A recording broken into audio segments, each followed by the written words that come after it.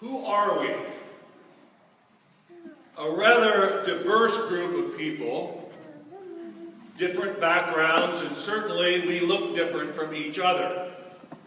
How many of you were just thinking, I'm glad I don't look like that person? But who are we? Christians? Catholics? But should religion call each of us, you and me, to move beyond a superficial exterior performance of ritual and commandments and rules toward that interior change? How can we change from the inside out? How do we do it? Jesus gives us an easy answer, but we must listen to what he says. He tells us, be who you are. Be who you are. Again, what does Jesus tell us? Be who you are. You are salt. You are light. He doesn't say you need to become salt or you need to become light. You are salt. You are light. So what is Jesus asking us to do? What is God challenging us to be for our children and for the elderly, for one another, for the last, for the lost, and for the least that we pray for every week in our community? What is the Lord calling us to be? Salt and light. The theologian Johann Metz tells us that Jesus is a dangerous memory, disrupting the status quo or the way things have always been done.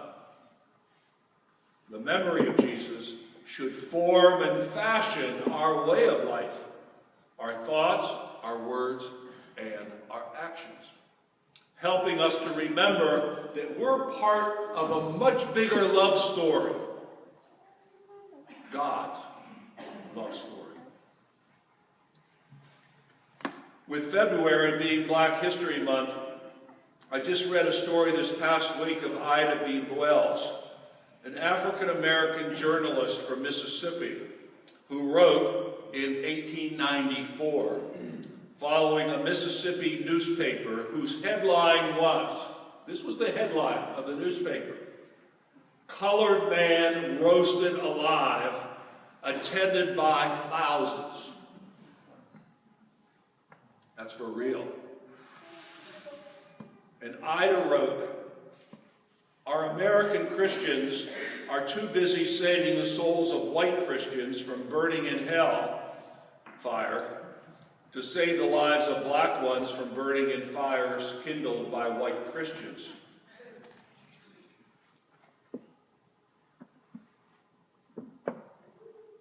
That is for real. So can we here at Christ the Servant enable the mystery of God's love and mercy to become a power that can overcome the powers of chaos and the destructive behaviors that destroy the harmony in our world and in our country at any time? Can the mystery of God's love enable us to be part of something bigger than ourselves? If our God is one who only makes us feel good about ourselves, then we become our own gods, making the world in our image. As disciples, we are called to bring a flavor to this world, just like salt flavors our food, enhancing our taste. Our taste for what?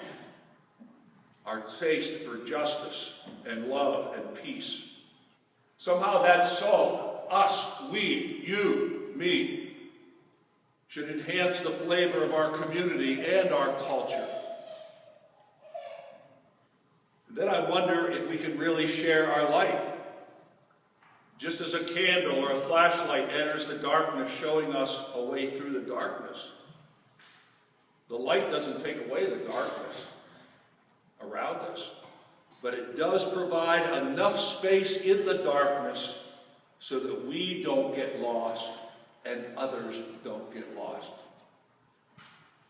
Then the light of our lives provides that space in which compassion, forgiveness, mercy offer a way through that darkness of hate, anger, revenge, poverty, mental and physical illness, brutality, pain and weakness, division and hard-heartedness. So as companions of Jesus, we really do become partners with God, with God's story, right here. Not in preserving a world that is a vestige of a past memory, but rather we are the salt and light of God's dream.